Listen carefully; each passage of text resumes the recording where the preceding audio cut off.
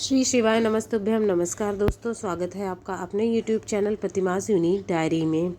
दोस्तों, इस वीडियो में आपको गुरुवार के दिन किए जाने वाले उपाय बताएंगे जो कि धन संपदा, धन वृद्धि, कोई काम सफल नहीं होता है, असफल हो जाता है, भाग्य साथ नहीं देता है, तो आपको ये उपाय करने हैं। गुरुवार के दिन ये उपाय करने हैं आपको। इस वीडियो में 3 उपाय बताएंगे जो कि पूज्य गुरुदेव पंडित प्रदीप जी मिश्रा की कथाओं से सुनकर समझकर बताने का पूरा प्रयास करेंगे।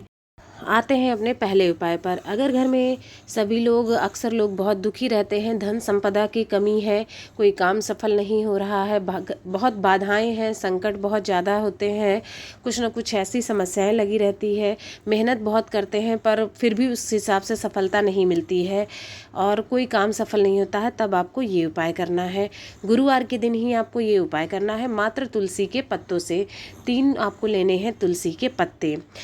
चाहे तो आप पत्ते ज़रूरी नहीं है कि तोड़ के नए ही लें, पुराने पत्ते अगर आपने रखे हैं तो वो पत्ते भी आप ले सकते हैं। 3 पत्ते आपको चाहिए होंगे। पत्ते ले लिए, उसके साथ ही साथ आपको अगली चीज़ जो चाहिए वो है थोड़ा सा हल्दी चाहिए, हल्दी का पाउडर थोड़ा सा, बहुत थोड़ा सा। अगली चीज़ जो चाहिए वो है गोल बाती का दीपक लेना है आपको। घी का बना हुआ दीपक चाहिए और गोल बाती का होना चाहिए, ऐसा दीपक लेना। और सारा सामान लेकर के आपको तुलसी के पौधे के नीचे चले जाना है, पास में चले जाना है। घर में अगर हो तो बहुत ही अच्छा माना जाता है। बाहर ये उपाय ना करें, घर पे ही करें तो अच्छा है, नहीं है तो बाहर कर सकते हैं।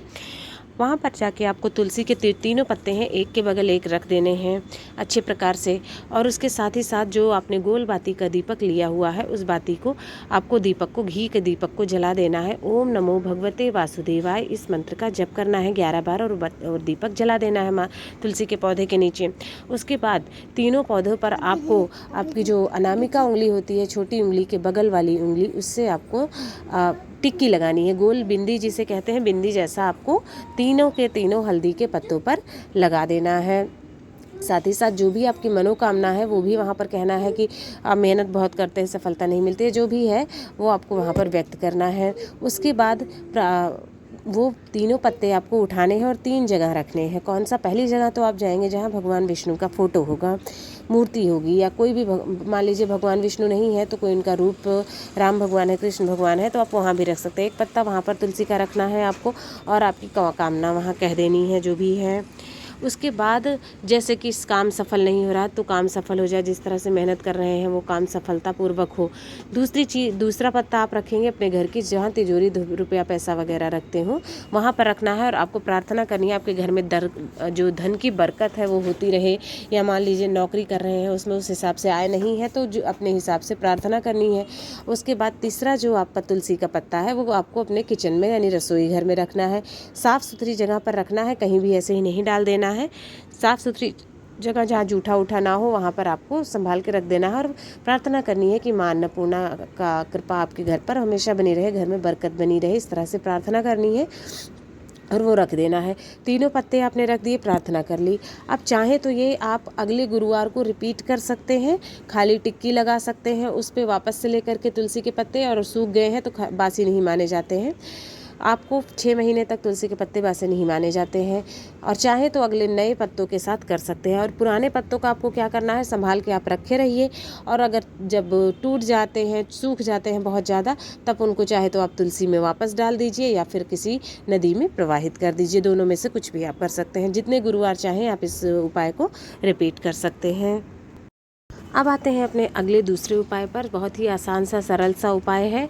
अगर आपके काम नहीं बन रहे हैं, कोई काम अटका पड़ा हुआ है या फिर सफलता नहीं मिल पाती है, तो यानी कि आपके गुरु ग्रह ठीक नहीं है, धन का संकट बना रहता है, कार्य सिद्ध नहीं होते हैं, कर्ज लेना पड़ जाता है, इस तरह की जो समस्याएं होती हैं उसके लिए आपको ये उपाय करना है। इससे विष्णु भगवान और माता लक्ष्मी दोनों ही प्रसन्न होते हैं। आपको लेना होगा 1 लोटा शुद्ध जल लेना है, मात्र 1 लोटा शुद्ध जल लेना है। साथ ही साथ आपको हल्दी लेनी है थोड़ा सा, 1 चुटकी, और लेना है कमल गट्टा 1। हल्दी जो होता है वो विष्णु भगवान को अति प्रिय होता है और जो कमल गट्टा है वो माता लक्ष्मी को अति प्रिय होता है। तो दोनों चीज़ें आपने ले लेनी हैं। उसके बाद वो जो 1 लोटा जल आपने लिया है उसमें आपको ओम नमो भगवते वासुदेवाय कहते हुए इस मंत्र का जप करते हुए हल्दी उसमें डाल देनी है। इससे विष्णु भगवान सभी मनोकामना पूर्ण करते हैं और आप कार्य में सफलता मिलती है। आपका गुरु ग्रह मजबूत होता है, क्योंकि गुरु ग्रह ही सभी काम भाग्य को चमकाने का काम करता है। अगला फिर आपको कमल गट्टा भी उसी में डाल देना है और ओम महालक्ष्मी नमः इस मंत्र का जप करना है। उसके बाद वो आपको तुलसी के पास ले जाना है और इसे आप अपने घर की तुलसी में ही करेंगे। अगर घर में तुलसी नहीं है तो ये उपाय मत करिएगा, कोई फ़ायदा नहीं होगा बाहर किसी तुलसी में करने से। घर में तो जो तुलसी लगी है उसी में आपको ये उपाय करना है। ये 1 लोटा जल जो आपने लिया हुआ है ये आपको चढ़ा देना है तुलसी माता में, और जो कमल गट्टा है उसको आपको इधर उधर नहीं फेंकना है, तुलसी में ही गाड़ देना है, मतलब उसी में मिट्टी में दबा देना है उस कमल गट्टे को। बाकी का जल तो आपने डाल दिया है, नमो भगवते वासुदेवाय कहते हुए डाल देना है। इस प्रकार आपका जो भी धन का समस्या होती है, कर्ज की समस्या होती है, दूर होती है। साथ ही साथ आपको आपकी मेहनत के हिसाब से जो है आपका भाग्य चमकना शुरू हो जाता है, कार्य सफल होना शुरू हो जाता है। आते हैं अपने तीसरे और अंतिम उपाय पर, जो कि बहुत ही आसान सा उपाय है और लाभकारी उपाय है। ये उपाय भी धन संपदा के लिए करना है, साथ ही साथ काम बनने लगे और किसी तरह का कष्ट ना हो, सभी काम बनने लगे, इसके लिए आपको करना है। और आपका बृहस्पति ग्रह साथ साथ मजबूत हो, भाग्य साथ देना शुरू कर दे, तब आपको ये उपाय करना है।